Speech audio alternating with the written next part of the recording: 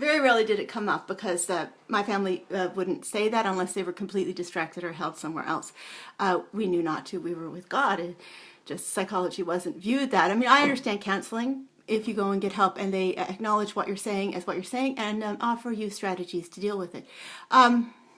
Sadly, sometimes it just gets pulled out from under you right when you get to the part where now it's your turn to get help, and it's not anybody's fault. It's just the way of the Nazi over you to just cause everybody's lives to fall apart or something else to come up.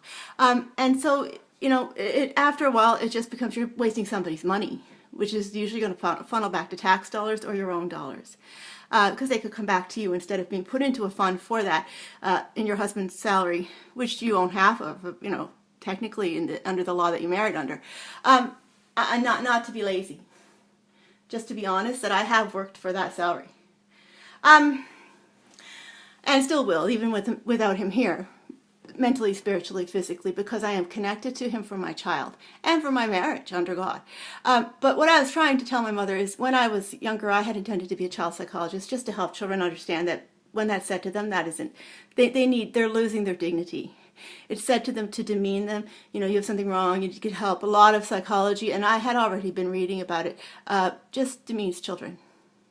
Especially if you understand children, but because you stayed with God and Jesus and to protect them from the pedophiles and whatnot, you know, the circle around them kind of thing, the circle of understanding, the wisdom.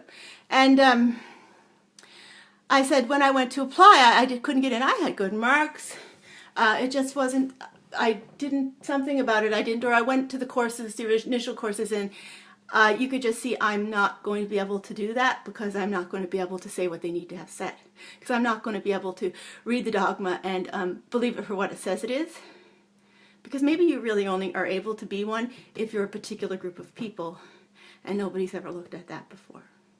We're willing to be spoken instead of go up to God and have the words come down after you and God discuss them and speak them yourself.